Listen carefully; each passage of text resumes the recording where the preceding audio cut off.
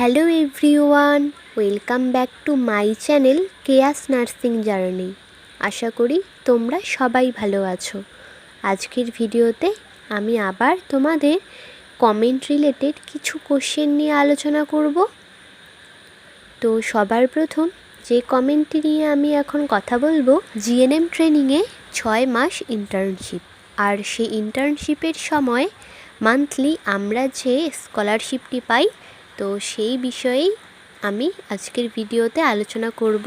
Monthly ইন্টার্নশিপের যে টাকাটা রয়েছে সেটা কিন্তু গভর্নমেন্ট ইনস্টিটিউটে যারা জিএনএম ট্রেনিং করে তারা প্রত্যেকেই পায়। এক্সট্রা করে তাদের কোনো কিছু করতে হয় না। অর্থাৎ যখন ইন্টার্নশিপ শুরু হয় তার কিছুদিনের মধ্যেই কিন্তু ইনস্টিটিউট থেকে ব্যাঙ্ক অ্যাকাউন্ট, আধার কার্ড এই সমস্ত কিছু জেরক্স চেয়ে থাকে। তো এই সমস্ত কিছু কিন্তু হার্ড কপি সাবমিট করতে হয় ইনস্টিটিউটে। তারপরেই কিন্তু অনেক সময় মান্থলি বা অনেক সময় 2-3 মাস পরেও অ্যাকাউন্টে টাকা চলে আসে। এবার আসি প্রাইভেট ইনস্টিটিউটের কথায়। তো প্রাইভেট ইনস্টিটিউট যেগুলো রয়েছে সেগুলোর সবগুলোতেই যে ইন্টার্নশিপের টাকা দেয় তা কিন্তু নয়।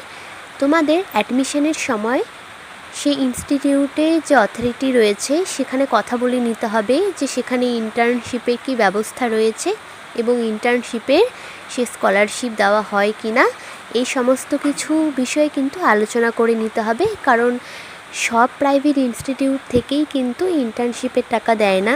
কিছু কিছু প্রাইভেট ইনস্টিটিউট থেকে ইন্টার্নশিপের এই টাকাটা দেয়, আবার কিছু ইনস্টিটিউট থেকে দেয় না। তাই তোমাদের অ্যাডমিশনের সময়েই কিন্তু ইন্টার্নশিপ সম্বন্ধিত সমস্ত কিছু বিষয় আলোচনা করে তবে অ্যাডমিশন নিতে হবে। আর ইন্টার্নশিপের জন্য কিন্তু এক্সট্রা করে আর কোনো কিছু করতে হয় না। তো এই ছিল ইন্টার্নশিপ সম্বন্ধিত একটা ছোট্ট আলোচনা। আজকের ভিডিও এখানেই শেষ করছি। দেখা হচ্ছে নেক্সট অন্য কোনো ভিডিওতে তোমাদের আরও এরকম অনেক কমেন্টের রিপ্লাই নিয়ে।